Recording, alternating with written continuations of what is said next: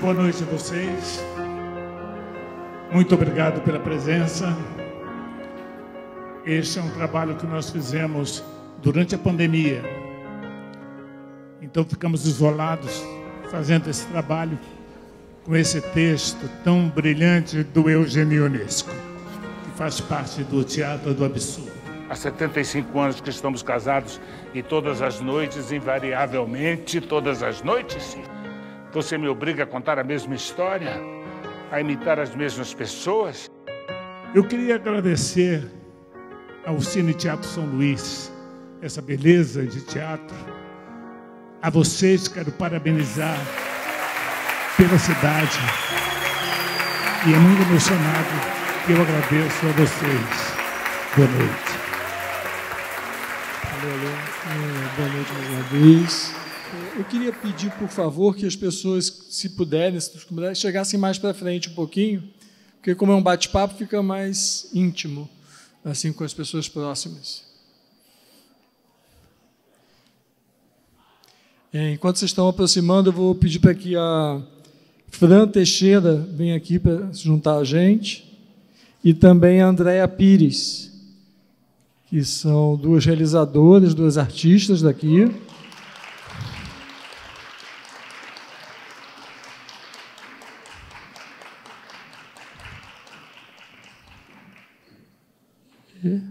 A proposta desse bate-papo é um pouco expor esse momento que a gente viveu da pandemia e também do governo anterior, né, do governo federal, que provocou um desmonte da cultura junto com a tragédia da pandemia.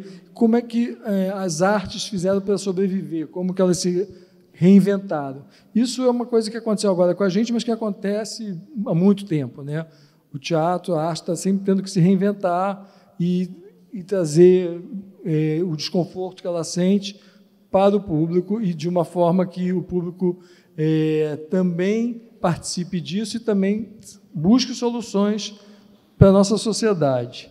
Então, eu vou pedir para que a Andréia e a Fran se apresentem um pouquinho, façam um breve relato aqui de cada uma das suas atividades e que, depois disso, já emendem, já contando um pouquinho do processo de vocês durante esse período, não só durante esse período, mas como é que cuidam de reinventar a arte. Por favor, Fran. Boa noite. Prazer, Fernando. Parabéns pelo trabalho. Muito legal poder ver esse trabalho aqui nesse cinema. Eu me chamo Fran Teixeira, sou professora do IFCE, do curso de licenciatura. Sou diretora de teatro de um grupo que se chama Teatro Máquina, que vai fazer 20 anos agora esse ano, em Fortaleza. Sou artista aqui dessa cidade. Para mim é uma alegria poder estar aqui conversando sobre um período tão duro para a gente, né? E poder também contemplar, fruir, né, essa experiência de ver um filme que é uma peça de teatro, né? Então, acho que a gente pode conversar um pouco sobre isso e prazer estar com a Andréa também. Pronto, está ligado. Sou a Andréa Pires, também estou muito feliz, parabéns, Fernando, pelo trabalho. Sou professora também, agora estou na Unifor, que é a universidade particular, no curso de cinema. Também atuo numa companhia de teatro, dança, artes da cena, que é a Inquieta Companhia. A Fran foi minha professora no IFCE e fico muito feliz de estar aqui hoje pensando e acredito que a gente tem muita coisa para conversar e refletir nesse período que a gente está agora, sobre o período que a gente viveu e o quanto que isso deixou coisas para a nossa refeitura das artes da cena nesse momento na vida, né? Então, durante a pandemia, eu acho que eu fiz muita coisa. No começo da pandemia, acabei meio paralisada, perdi meu pai de Covid durante a pandemia, e foi depois disso que eu comecei a me assustar um pouco mais e repensar possibilidades e pensar, mais uma vez, no que é teatro para a cena da tela. Assim, o que é esse teatro que a gente faz, que é e que não é teatro ao mesmo tempo, o tempo todo. né? Então, hoje ver o trabalho me girou, sabe? Me levou a essas narrativas plurais que a gente foi gerando no período da pandemia, me levou a pensar e elaborar algumas perguntas. Eu fiquei assistindo e pensando, puxa, quem que a gente é hoje, depois de ter passado pela pandemia? O que são os nossos... quais são as nossas novas narrativas depois da pandemia? Quais são os nossos artifícios de criação?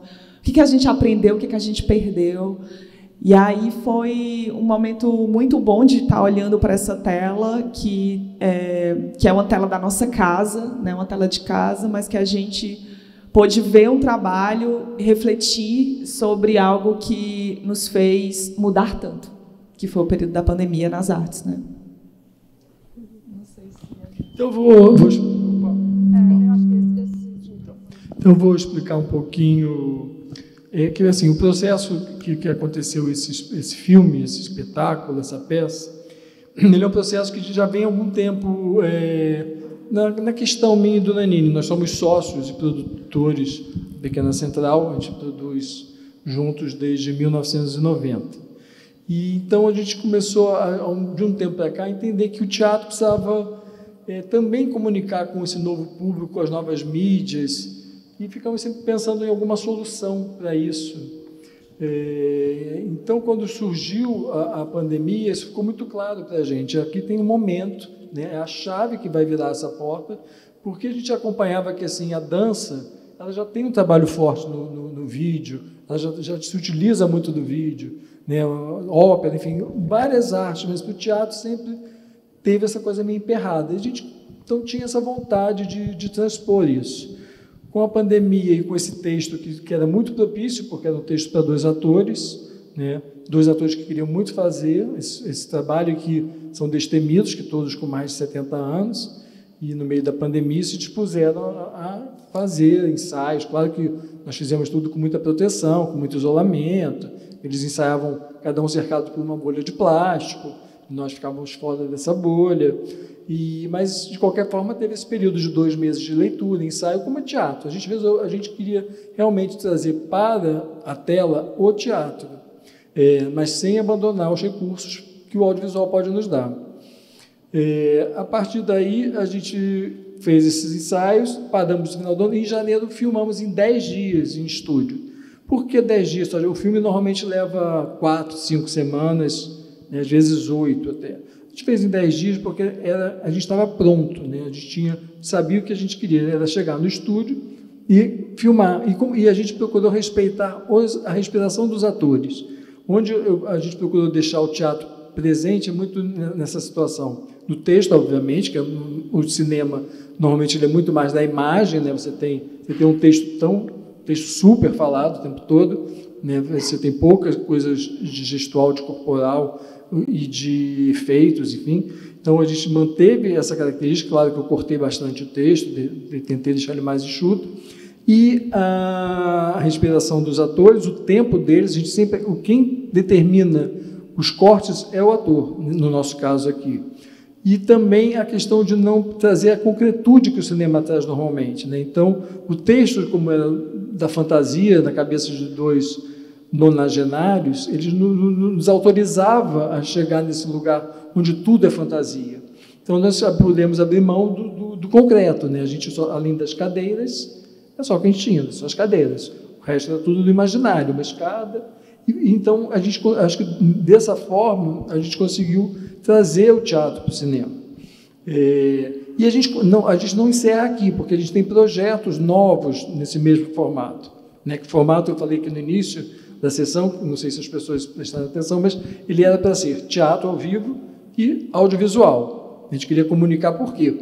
Nossa ideia era estrear o audiovisual primeiro, nas redes, né, online, dessa forma, porque eu vi muitos relatos durante a pandemia de espetáculos que atingiam famílias inteiras. As famílias se reuniam na sala de jantar para assistir um espetáculo de teatro, em lugares que o teatro nunca chegou.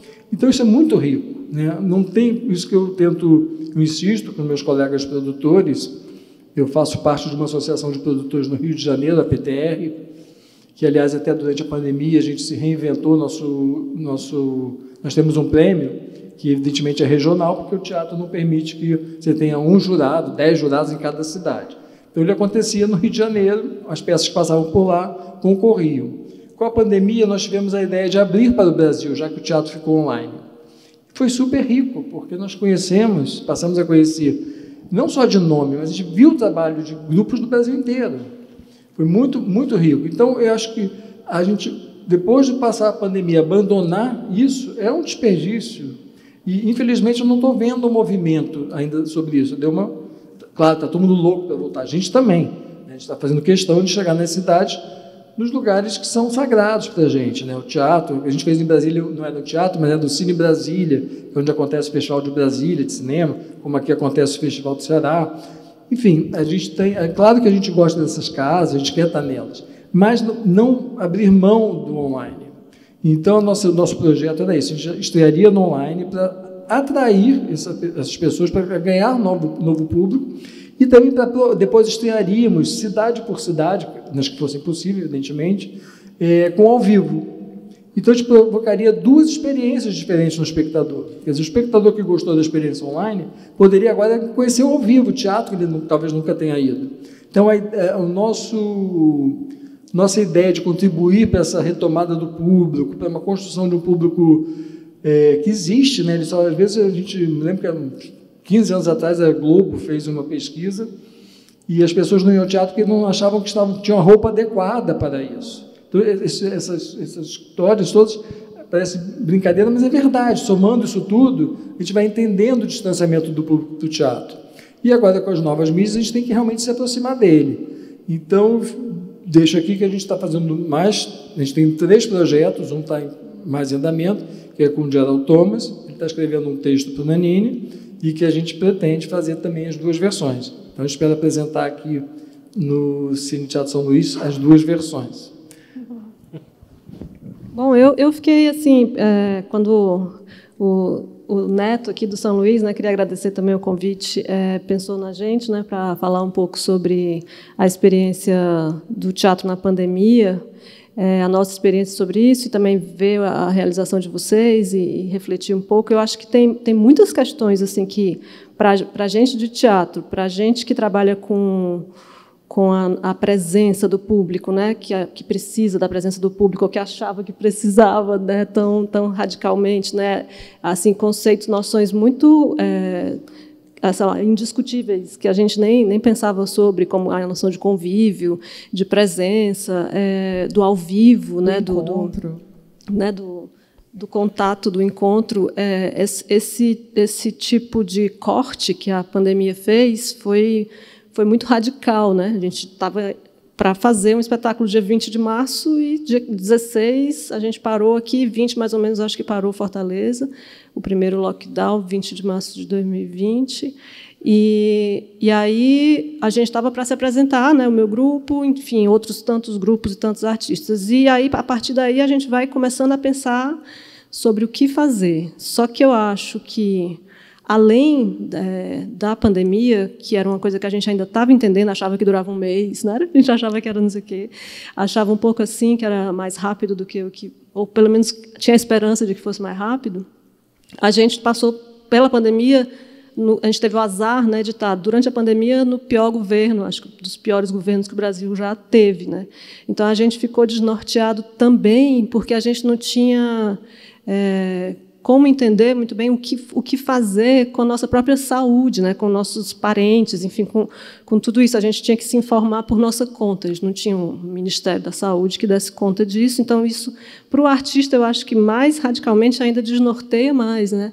A gente não tinha nenhum tipo de segurança que viesse de um governo mais organizado, enfim, mas sim interessado em destruir esse projeto de cultura que já vinha sendo destruído desde o golpe contra a Dilma. Então, fora tudo isso, a gente está com esse governo, a gente ainda entra num estado de coisas que suspende totalmente a nossa produção e nos recoloca diante dessa, né, nos coloca diante de uma discussão nova, que é possível a gente, dentro de casa, né, com as nossas condições, esperando, sei lá o que, se sai um edital, se não sai, mas tentar se manter próximos, né, de um jeito estranho, e tentar produzir. Eu acho que essa é uma das questões assim que foi mais difícil de se organizar, da gente se organizar. E o Teatro Máquina, no meu grupo, a gente começou com muito gás, achando que dava tudo certo, achando que a gente ia conseguir, aí mandava vídeo, fazia tudo que era coisa,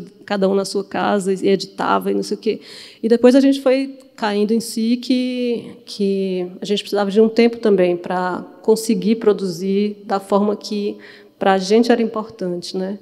Então, teve um certo recuo, né? E a gente já tinha perdido a sede da gente em 2019, a gente já tinha perdido uma série de projetos em 2018, ou seja, antes da pandemia, o anúncio de um Brasil cada vez pior já tinha sido dado, né?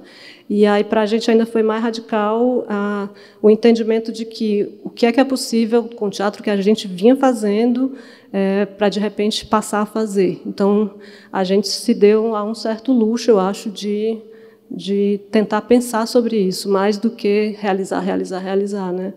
E o negócio não acabava, né? Então, 2021, novamente, né? 2020, a gente ainda conseguiu lançar livro, fez uma série de coisas. Mas 2021 já foi um ano de mais recuo e planejar, talvez, em 2022. E agora, em 2023, é que a gente está, de novo, se juntando e pensando não que a gente defenda só o teatro como o teatro no palco, né? Mas porque esse período, realmente, para a gente, como grupo, diante da realidade que a gente estava vivendo, foi bastante paralisante, né? Paralisante. Embora a gente tenha feito um monte de outras coisas assim importantes também que a gente considera. Mas essa discussão sobre a possibilidade de uma experiência, né, do acontecimento teatral num filme como esse, ou em vídeos que a gente produziu, ou em diversos outros tipos de espetáculo que outros artistas produziram durante a pandemia, foi muito legal de debater e conversar junto com os outros artistas de Fortaleza e também em editais que a gente participou, Andréa também, né, nacionais e tal. Então, fazer esse tipo de debate foi legal, e foi muito legal ver também a diversidade de produções, né? E aqui, agora, vendo esse filme, nessa produção audiovisual, vocês chamam de produção audiovisual, né? É curioso porque talvez a primeira peça que a gente teve que imaginar, a primeira peça que eu fiquei, primeiro elemento do teatro que a gente teve que forçadamente imaginar foi o público, né? A gente ficou sem o público. Então, aqui é muito bonito de ver que o público que chega para esse encontro imaginário deles com tantas entidades, né? Ele também não está presente, né? As cadeiras estão vazias, como de algum jeito ficaram, né? Como esse teatro ficou fechado, como tantos espaços ficaram fechados, impossibilitados de reunir gente, né? E aí foi legal ver isso, pensar sobre isso, que eu acho que quando a gente se relaciona com a câmera, a gente se relaciona com esse público imaginário, né? E a peça é perfeita por isso, né? Porque cada cadeira ali seria uma multidão, né? A multidão que a gente precisou esperar e precisou se endereçar diferente, de forma diferente, né? Durante a pandemia, precisou entender que é possível chegar, mas aí começa assim, um monte de problema, tipo, acesso à internet não é democrático, né? Enfim, as condições todas, e na sala de aula também isso foi terrível também, né? Mas, enfim, vou parar de falar, que eu estou falando bastante, mas pensando aqui, quando antes de vir para o filme, né, e sobre o assunto que a gente ia conversar aqui, essas questões me apareceram. E eu acho também que há uma diferença entre o teatro que se faz no Nordeste, no Ceará, falando de Fortaleza especialmente, e o que se faz em outros lugares, né? Cada lugar tem a sua especificidade. A gente da Inquieta estava na MIT, né, em São Paulo, para fazer o Para Frente Pior, o cenário todo montado no CCSP, o prefeito, isso 18 horas, a gente estava desde de manhã, o prefeito chega, manda uma declaração 18 horas, que a gente tinha 1 hora para desmontar todo o cenário do espetáculo e que a gente não faria mais nenhuma apresentação daquele ano, daquele festival, né, que seriam 4, e a gente conseguiu ainda fazer uma em outro lugar que a gente conseguiu teatro de container, e acabou fazendo de qualquer jeito não, mas de um jeito clandestino, eu diria. E eu acho que a pandemia, a Fran falou assim, em tal hora a gente deu uma pausa, né, Teatro Máquina, pausa assim, deu uma observada para pensar no que estava sendo feito. E eu percebo que na pandemia as feituras de teatro, né, as obras eram todas muito rápidas, porque tinham muitos editais rápidos que te davam 30 dias para fazer trabalhos. Então acabam que todos os trabalhos eram feitos muito no instantâneo, assim, muito sem tempo de maturar, de pensar. E aí quando acaba esse período de pausa, você tem muita vontade, pelo menos a mim, né, resta essa vontade imensa de dar tempo, de trabalhar numa produção mais longa. E essa coisa dos trabalhos em série, muito rápidos, era completamente associada à necessidade de ter uma grana para se manter, para viver. Uma necessidade de vida, de pagar suas contas, de poder continuar ali na vida que era a vida que a gente tinha até então. Durante a pandemia, eu fiz vários trabalhos eu trabalho com a Inquieta, mas também trabalho muito com pessoas diferentes que me aparecem na vida, no mundo. Então, acabo que fiz vários trabalhos de videodança, trabalho com 3 atrizes que eu queria muito fazer, trabalhei com uma residência de teatro e cinema para pensar em encenação para a tela, fiz trabalho aqui com São Luís, né, do Gilmar de Carvalho. Então, acaba que foram muitos projetos que, tal hora, eu queria fazer algo meu, assim, muito meu, porque eu queria muito pensar sobre a vida, filosofar, falar de meu pai, que faleceu, sabe? Eu queria muito... E é quase como se não me restasse esse tempo de maturar, de fazer, gerar ali uma possibilidade de encenação mais enriquecida com o que essa pandemia poderia ter deixado sobre o meu corpo, né, sobre a minha vida. E aí, quando eu vejo alguns trabalhos, esse trabalho aqui, a gente vê que não é um trabalho simplesmente de pandemia, é um trabalho de vida, que ele cruza com o artifício que nós do teatro tivemos que aprender muito na pandemia, que foi lidar com o audiovisual, porque era a única maneira que nós tínhamos de compartilhar as nossas narrativas, era por meio do audiovisual. Eu que já tinha feito trabalhos no audiovisual, dirigi algum trabalho, enfim, tinha noção de câmera, de encenação para a câmera. Muita gente não tinha, e não dava para ficar pensando e tendo uma crítica igual para todo mundo, né? Tinha que pensar assim, não, aquela galera que está fazendo teatro não sei quanto tempo, mas nunca teve uma relação com não sabe fazer uma decupagem de uma cena, não sabe construir luz para a cena que eu digo, a cena da tela, né? Então, todo mundo teve que aprender a se virar, sabe? Assim, tal hora era, André, ajuda a gente a fazer a direção de arte de uma peça que a gente vai fazer para a tela.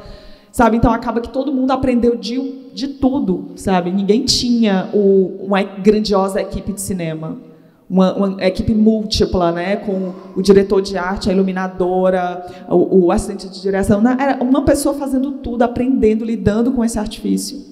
E quando você fala assim, puxa, o quanto que a gente quer continuar com esse jeito de fazer, porque isso nos dá a oportunidade de poder chegar a mais pessoas, né? Em um dos trabalhos que eu fiz na pandemia, que foi o Prosopopeia, que foi um pequeno curta, que inclusive foi para alguns festivais de cinema, só que não foi feito para ser um filme, né? Foi uma residência do Pavilhão da Magnólia, que é um grupo de teatro, que me convidou para fazer uma residência de criação para a tela com artistas diferentes, de diferentes linguagens, para, durante essa residência, pensar a criação para a tela, né? E durante esse processo, foram 3 semanas de residência, a gente acaba pensando nesse projeto, e a coisa mais que todo mundo queria era, André, a gente quer fazer alguma coisa que não seja pesado, que não seja tristão, que não seja cabeção, que não seja conceitual demais, porque a gente quer fazer algo que a nossa tia, a nossa amiga vizinha da rua, a senhora que vende bolo lá na esquina possa ver, algo muito perto, algo muito de perto. E aí é uma narrativa super mal desenvolvida, mas é muito lúdica, tem ali as personagens e todo mundo canta, enfim.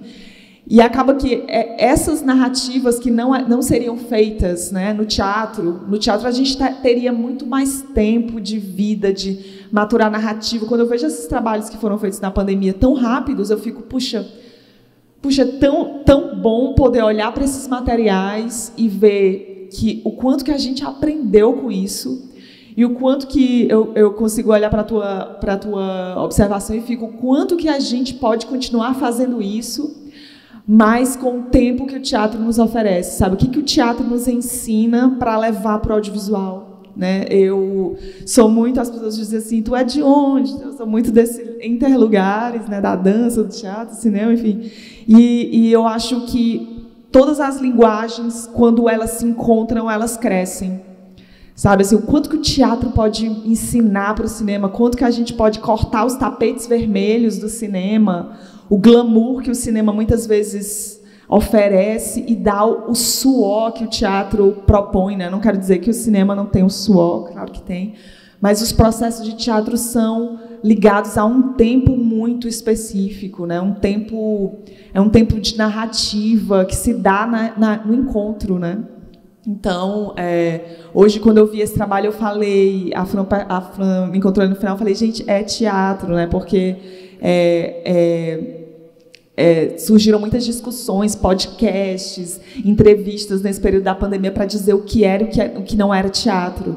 Sabe, esse tempo perdido, talvez não, mas um tempo de reflexão, de questionamento sobre o que é teatro, o que não é teatro, por que deixa de ser teatro, por que não deixa de ser teatro.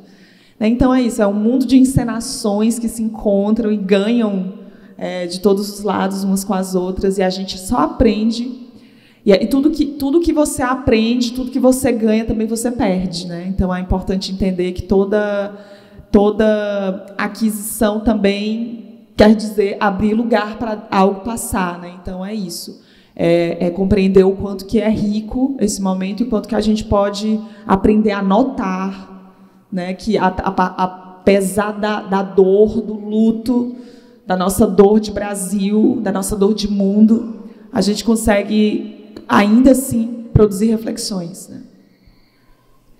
Eu falei muito, meu Deus. Ninguém falou muito, não. Foi ótimo. Obrigado a vocês. Alguém da plateia quer fazer alguma pergunta, quer fazer alguma colocação, para que a gente possa desenvolver, responder? Pode direcionar um de nós três. Fiquem à vontade, levanta o bracinho que tem o microfone. E se identifica, por favor. Ali primeiro.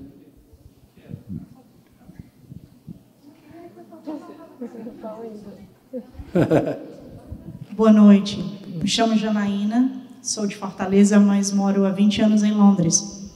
E durante o teatro, filme, espetáculo...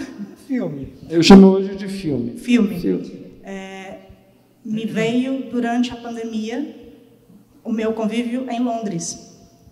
E me veio algumas lembranças do que eu vivi, do que eu ouvi da classe artística, né? E o que veio mais na minha mente foi o comprometimento do público com o artista. Não sei como foi aqui, no Brasil, ou em Fortaleza.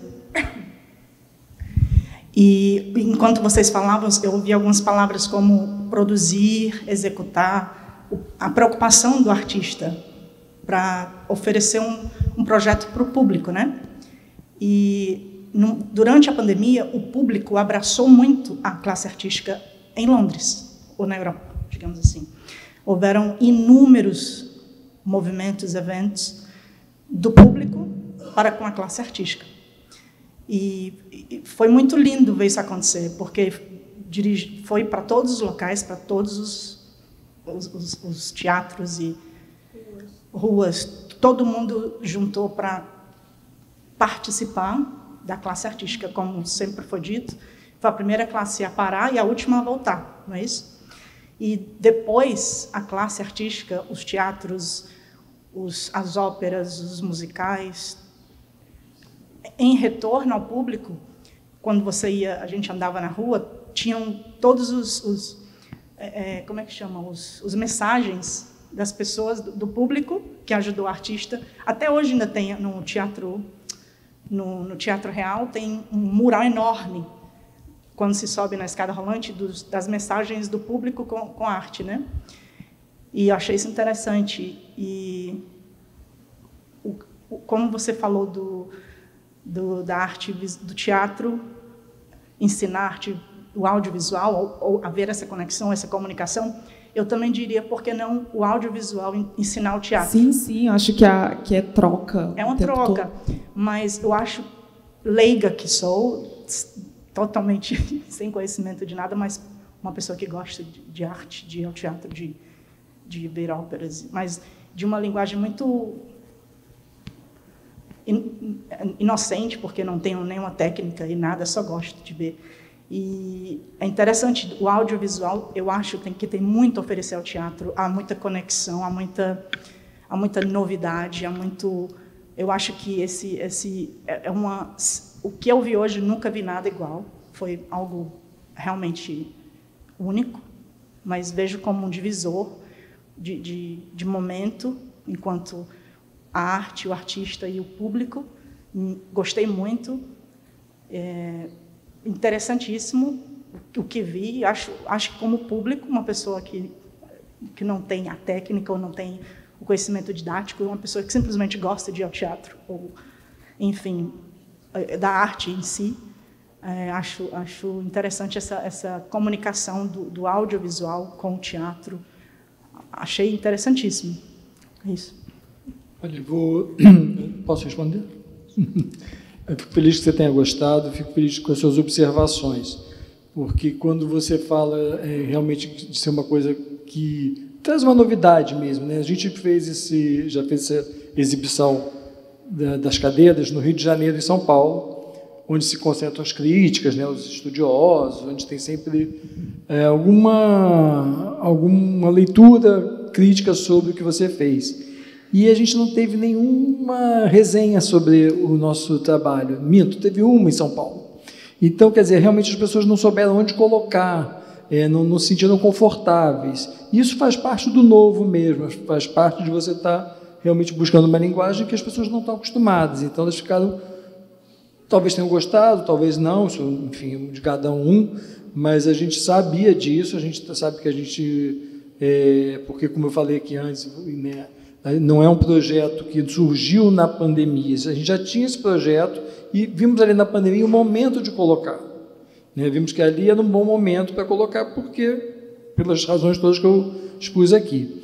Sobre a adesão do público à classe artística nesse momento tão grave da pandemia, aqui no Brasil, infelizmente, a gente não teve essa solidariedade, porque nós, nesse momento, vivíamos como se fôssemos os demônios. Era a tal da caça às bruxas, reinventada pelo governo Bolsonaro. Então, nós éramos vistos como as pessoas que usurpavam o Estado, através da lei de incentivo, né, enfim, para encobrir as rachadinhas da vida e todos esses golpes que a maioria dos políticos, não todos, que a gente tem políticos excelentes também, mas que cometem quando chegam lá em Brasília, né, e também nos estados, né, só lá. Mas, assim, a gente virou o bode expiatório, né, resolvendo colocar a cultura como um grande vilão da miséria que o país vive. Então, a gente não teve essa solidariedade tão abrangente. Claro que existem pessoas que foram solidárias, mas, ao mesmo tempo, empresas que apoiam a cultura, como o Itaú, como o SESC, SESI, fizeram movimentos muito rápidos e criaram esses editais relâmpagos, e alguns estados, alguns municípios também, e alguns parlamentares, né, que conseguiram, no Congresso, a Jandira Fegalha, que teve à frente disso, é muito importante a participação dela, que foi na aprovação da Lei Aldir Blanc, que foi o que salvou a classe artística do Brasil nesse momento. Foi assim, ela foi muito abrangente e muito bem empregada. Então, eu espero que tenha te respondido e te agradeço a sua participação. Alguém mais? Boa noite. Você é? Gabriela, meu nome é Gabriela. Faço parte do Folk, Antigas Novidades, é um coral cênico daqui de Fortaleza, tem a direção do Carlos do Vale, eu não sei se as meninas conhecem, e para mim foi muito lindo ver a peça acontecendo, ver o cinema ali, ver o teatro ali, e me lembrei, né, que eu estava exatamente no Dragão do Mar, para assistir o Ricardo Guilherme e a Silvia Moura, um espetáculo que eles faziam, e foi a última coisa de arte que eu vi. Me lembro também que vinha para cá o espetáculo do Miguel Falabella, E a mentira, não sei se vocês lembram, ia lá para o Shopping Rio Mar, não veio também. E foi muito difícil esse período de pandemia. Eu queria fazer uma pergunta para você com relação ao nome, as cadeiras. Se o texto, a apresentação, o espetáculo todo, se realmente eram só as cadeiras ou se vinha gente mesmo, e o porquê do nome As Cadeiras. Olha, esse texto é um texto do Eugênio Ionesco, né, um dramaturgo romeno naturalizado francês, é um texto de 1952. O Ionesco, ele faz parte de um grupo de autores denominado pela crítica como Grupo de Teatro do Absurdo, né? E então, na verdade, o título é dele, né? E na verdade, a gente é no texto que Nanine e Camila já queriam fazer há muito tempo. A Camila Amado estreou como atriz aos 18 anos em Portugal com esse texto. Então, esse autor percorreu muito a vida dela. E ela, na juventude, apresentou... o Nanine já conhecia, mas comentou com o Nanine da vontade de fazer junto com ele. E esse texto ele é recomendado pelos autores para que seja feito por jovens, porque ele é um texto muito físico, porque aqui ele está amenizado. E nós subvertemos isso, estamos fazendo com atores. Claro que eles não têm 90 anos, mas estão mais próximos dos 90 do que um jovem de 18, 20 anos. Então, com isso, a gente perdeu uma coisa que o texto dava, que era a farsa. A gente abriu mão da farsa e trouxemos mais realismo, mais drama, o drama desses dois personagens. Então, estava tudo ali no texto. Assim, esse autor é um autor genial, é um autor... a gente sempre fala isso, Nanine, que quando o autor fala do ser humano, e ele é um autor brilhante, esse texto é para sempre, ele não tem data para ser montado, você pode romper com essas questões, porque o ser humano ele se repete, né? A gente está aqui, se pegar aquele livro, o Homo Sapiens, um best-seller, muito interessante, ele fala isso o tempo todo, a gente está se repetindo nos nossos próprios erros sempre, tanto que a gente está indo para onde a gente está indo, né? Então, está tudo lá no Ionesco, eu só fiz adaptar um pouquinho e contar com a ajuda dos dois atores, que são, né, já falam por si só. Não, tem uma coisa que eu fiquei... Tem uma pergunta, só porque eu fiquei com vontade de comentar uma coisa que logo no começo da pandemia apareceu, que foi bem legal para a gente que estuda teatro, faz teatro, pensa teatro, né? Que foi a possibilidade de ver espetáculos filmados, que é uma prática de vários teatros, tipo teatros nacionais, como o National Theatre, aquele teatro alemão, o Volks, não sei o que, esqueci. Volksbühne, esses teatros, eles disponibilizaram logo, assim que começou, os vídeos de produções de 74, de 80, que eram muito bem feitos, assim, que não eram como a gente de teatro filma, quando a gente, né, sobra ali uma grana do cachê, mas não sempre assim, tem também excelentes o Ivano é ótimo. Excelentes filmagens, né, mas os festivais pedem câmera parada, os festivais pedem um take só, né, e esses teatros estatais, desde muito tempo, entendem a importância de filmar o espetáculo, não só como um registro para a memória daquele espetáculo, mas sim como uma possibilidade de ver em casa também. Então, tipo assim, a gente sabe que novas montagens dos textos do Chekhov na Rússia são consumidos como DVD. Então, é uma coisa que era meio que inacessível, assim, como é que eu vou ver um negócio desse lá, né, que tem que estar na Rússia para fazer?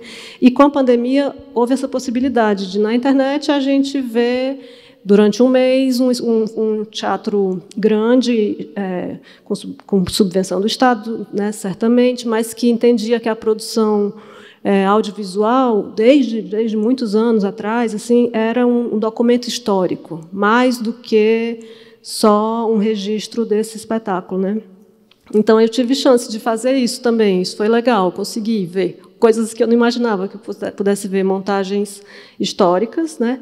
Como acaba essa sendo também uma montagem histórica, né? A gente acaba vendo um pouco do que a gente de um texto do Ionesco na íntegra ou muito próximo do que seria o texto, como mais que uma leitura, é um espetáculo, e isso está sendo produzido numa outra forma de contato. A gente entra com essa produção diante dessa produção de outro jeito, né? A gente vê aqui no cinema, que é diferente de ver no teatro. Então, essa foi uma coisa muito legal de ver na pandemia. Depois, alguns grupos também colocaram seus espetáculos em streaming. Então, enfim, uma certa memória do espetáculo ao vivo, filmado com outra qualidade, né, que não um registro mais caseiro. Foi uma coisa muito legal de ver a partir da produção de alguns artistas e teatros que abriram isso, né? Isso foi bem legal. Eu me lembrei porque como vocês fazem todo o tempo referência, todo o tempo não, mas no começo fazem essa referência que estão no teatro, e no final a gente vê os próprios artistas assistindo o que fizeram, e em um determinado momento a gente entende que isso se dá num teatro, né? Pela iluminação, pela cenografia, pelos cortes, enfim. E aí a gente de algum jeito também, a gente de teatro, pelo menos eu, percebi isso também, que legal, a gente de algum jeito está vendo a filmagem de uma encenação, né? É o registro de uma encenação, mas que ultrapassa isso, porque a partir da linguagem do cinema se torna um filme, né? Então isso é muito legal. Foi muito legal poder ter acesso a isso durante a pandemia. Foi uma abertura assim bem importante dos materiais de arquivo, né, desses artistas. Me lembrei disso quando você falou da experiência lá em Londres. Mas alguém ali, né, tinha uma pergunta. Olá. Boa noite a todos. Eu me chamo Jéssica. Na verdade, você falou um pouco do que eu iria perguntar até, né, sobre essa questão. E aproveitando já a sua fala, eu acho interessante. Eu sou muito fã do teatro do absurdo, já há algum tempo. Frequento e assisto algumas coisas. E enquanto eu assisti essa peça, e observando certos cenários e a forma como as cenas se passavam, eu me lembro de uma das minhas primeiras experiências em assistir esse tipo de peça, né, filmada, gravada, que foi A Espera de Godard. Quando eu assisti pós-depressão, né, é uma peça pós-depressão e etc., da Inglaterra, e o cenário em que ele se faz e a forma como ele se faz, em algum momento me refletia cenários, ou a mesma forma como os atores se colocavam dentro da cena, ou a forma como eles buscavam, a câmera buscava eles. Eu achei bem interessante, porque ao mesmo tempo em que passava-se, como você falou, né, precisa-se de atores mais jovens, mas a gente optou pela experiência, pelo drama e etc., e eu fiquei pensando nisso e, às vezes, calculando e buscando entender o que vocês estavam passando. E é bem interessante para mim buscar isso. Mas, além dessa pergunta, do cenário, da forma como foi gravado, a minha real pergunta, aliás, desses apontamentos, a minha real pergunta é se houve uma inspiração, se houve uma busca, se vocês tentaram encontrar algum norte para conseguir entrelaçar esse cenário ao texto, à criação do que estava ali, ao uso dos personagens, se houve um tipo de busca, alguma inspiração além disso, sabe? Era essa a minha dúvida. Olha, inspirações foram várias, até algumas que a gente nem sabe que foram, né? Na verdade, quando você vai fazer um trabalho, as coisas vão esbarrando por você. Umas você procura e outras vão esbarrando, e daí dessas que esbarram, às vezes saem coisas fundamentais para o trabalho. O que a gente procurou fazer foi partir do seguinte princípio: o que é o teatro? O teatro é uma caixa vazia esperando chegar uma ideia.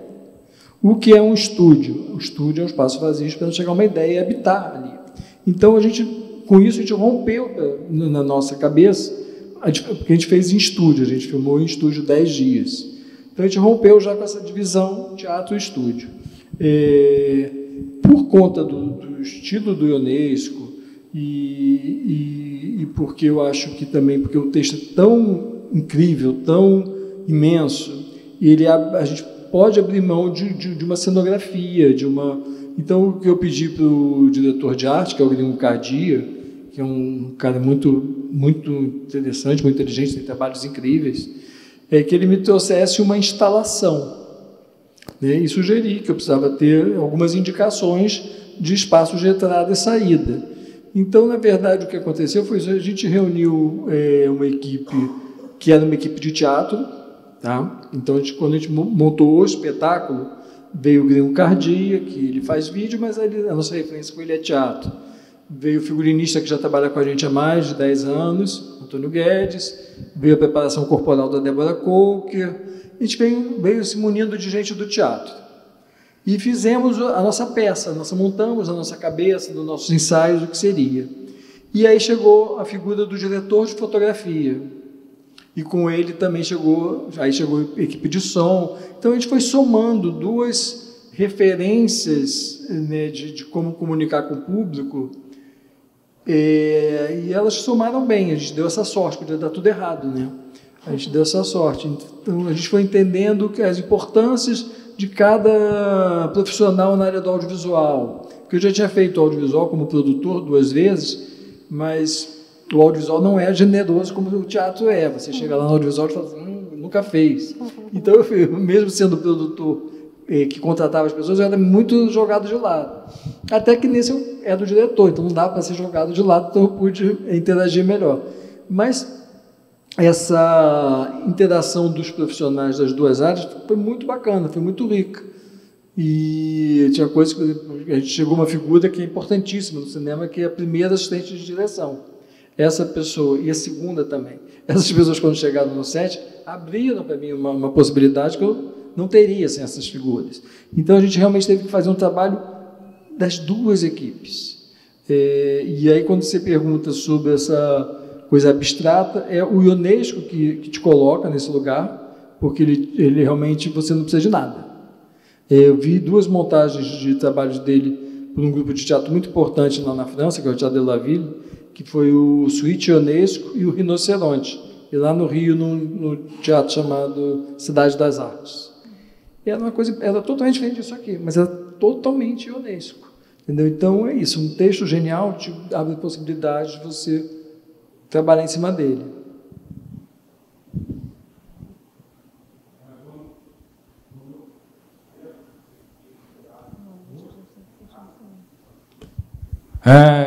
Boa noite. Eu sou gerente técnico do São Luís. Só uma observação. Na pandemia, o São Luís ele começou um trabalho, depois daquela primeira fase da pandemia, realmente todo mundo isolado, de convidar alguns coletivos para gravarem aqui no teatro. Sem público, sem nada, para poder movimentar a parte de cachê, para poder trazer isso, dar uma fortalecida, né? Então, para cada espetáculo desse, era feita uma reunião, roteirizava, e cada espetáculo era uma experiência nova, né? Trouxe uma equipe com 3 câmeras, gravando e disponibilizando isso no YouTube. Isso foi alguns meses, né? Produzindo por semana ou teatro, ou gravando um show e disponibilizando para movimentar isso. Foi feito gravações através do Meet, você gravando, a pessoa e editando depois, espetáculos em casa, só para vocês verem que tem que sair se reinventando realmente de fato, né? Só essa observação, viu? Esse momento realmente foi muito rico. Nesse prêmio de teatro da PTR, a gente teve que criar categorias, porque as nossas categorias da premiação eram clássicas do teatro, melhor direção, melhor ator, melhor atriz. Aí eram categorias que a gente foi vendo pelo que estava acontecendo. Então, nós tínhamos categoria que era melhor espetáculo que já existia, que foi adaptado para a nova linguagem. Melhor espetáculo que foi criado nessa nova linguagem. Dentre essas, aí tinha o que foi feito ao vivo, né, que foi transmitido ao vivo, o que foi editado. Então, você foi realmente... Tanta possibilidade surgiu. E, assim, como o André falou, tinha muita coisa feita no acelerado, né? Mas daí surge a coisa sem qualidade, mas também surge essa fagulha do que pode iluminar muita gente, né? E aquilo é aquilo, né? Sim. Não tem como você olhar e dizer, puxa, mas podia ser tão melhor. É aquilo, a experiência do momento, né? E sim, a gente todo encontro de linguagens é aprendizado, né? É enriquecedor, né? O SESC promoveu umas lives, né? Eu vi a Renata Sorrá fazendo uma live de casa, muito incrível. A Mariana Lima, que é uma grande atriz do Rio de Janeiro, mais jovem, também, enfim. foi uma coisa muito boa para os artistas. É claro que a pandemia não foi boa, evidentemente, mas ela trouxe desafio, né? Então, assim, o artista se reinventa no desafio. E um desafio duplo, como o governo Bolsonaro e pandemia. Lá no Rio de Janeiro nós temos também o Crivella. Então, a nossa cultura lá já está terrível há muito tempo. Mas estamos sobrevivendo, estamos aí renascendo com o novo governo, de volta do Ministério, um Ministério que me parece bastante competente pelas pessoas que estão envolvidas lá. Vamos torcer, né? A gente precisa terminar aqui daqui a pouquinho por causa do horário dos funcionários do teatro, né, para a gente poder respeitar.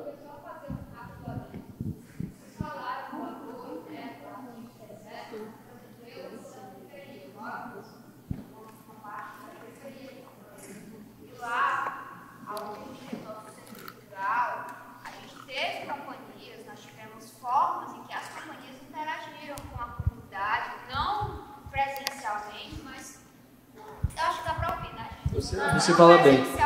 Mas se manifestaram, se mostraram. Então, mesmo com, eu acho que a mídia distante disso, a periferia em si, ela se manteve forte e viva dentro da arte. Porque é muito difícil a gente encontrar isso sem a mídia.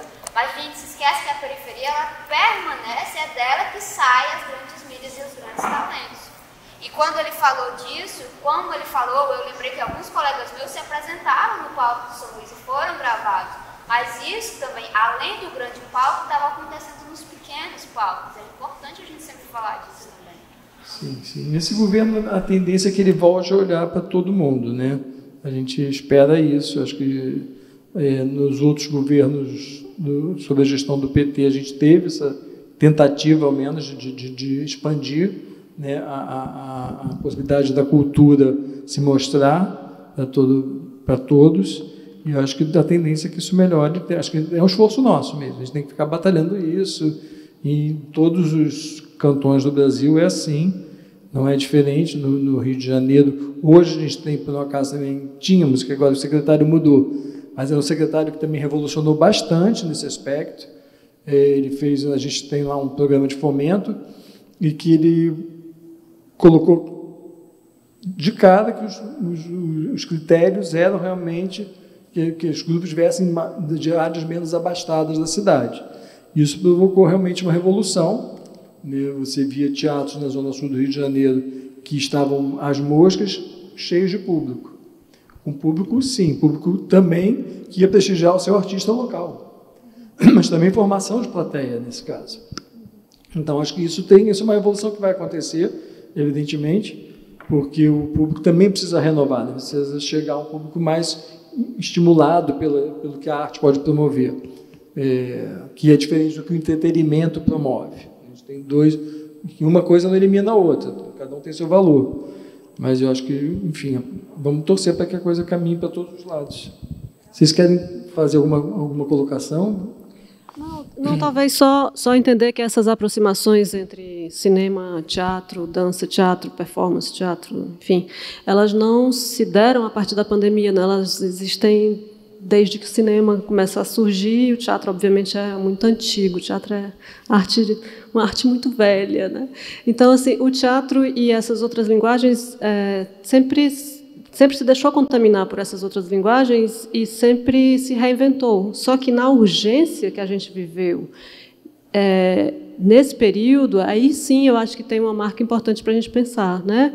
O que é possível fazer depois. Eu me lembro muito dessa discussão. E pós-pandemia, o que vai ser dessas produções, né? Isso que você falou, a gente sente falta de ver, de algum jeito, um certo resquício disso. Está todo mundo voltando para o teatro, mas cadê as produções que foram feitas a partir dessa urgência, né? E eu acho que, às vezes, é só um certo tempo para a gente entender isso e reconhecer que essas fusões, elas já existiam, né? Teatro e cinema, enfim, teatro e a imagem no teatro, enfim, a gente sabe do que eu estou falando. Então, assim, só para entender que às vezes parece a pandemia inaugural, eu acho que inaugural na dimensão da urgência, né? Da gente ter que, para sobreviver ou para tentar se expressar, aprender essas coisas todas assim e tentar entender como é que elas se comunicam, né? Como é que elas conversam e despertar em tempo rápido, né? e despertar interesse, e entender que de repente tem um público novo mesmo que pode chegar, né? Que a gente pode entender um pouco da velocidade desse tempo de outro jeito, a partir, né, da relação de uma coisa que vai virar uma live ou que vai virar um vídeo no YouTube. Enfim, coisas que para o teatro às vezes são tanto quanto sagradas, assim, a gente vai rediscutindo, assim, né, uma certa essência do teatro, umas coisas assim, né, e quando a gente pode ver de novo um determinado material ou passar pela essa experiência do gravado, do filmado, enfim, coisas assim. Na necessidade, né, pela urgência, eu acho que redimensiona, sim. Agora, o tempo para que isso reapareça ou transpire nas novas produções, eu não sei quanto tempo isso vai acontecer, né? Em quanto tempo isso vai acontecer. Mas, assim, de todo jeito, sempre estivemos aprendendo cruzados aí uma linguagem com a outra, desde que o cinema surgiu, né? Só agradecer a escuta e a reflexão coletiva aqui entre nós, porque todo mundo participou desse período e foi lindo ver o trabalho aqui. Muito obrigada e parabéns. Obrigado. Pelo projeto. Obrigado, André. Obrigado, Fran. Obrigado a todos vocês. Obrigado também. Esse produto aqui, junto com outras conversas que a gente teve em outras cidades, né, a gente já fez esse bate-papo em Brasília, em Recife, no Rio, em São Paulo. A gente vai estar editando e a gente vai estar daqui a pouquinho no YouTube, a gente vai estar anunciando nas redes sociais. E aí vocês vão estar lá, podendo ouvir também outras opiniões de outras cidades. Enfim. Bom, muito obrigado a todos. Obrigada, boa noite.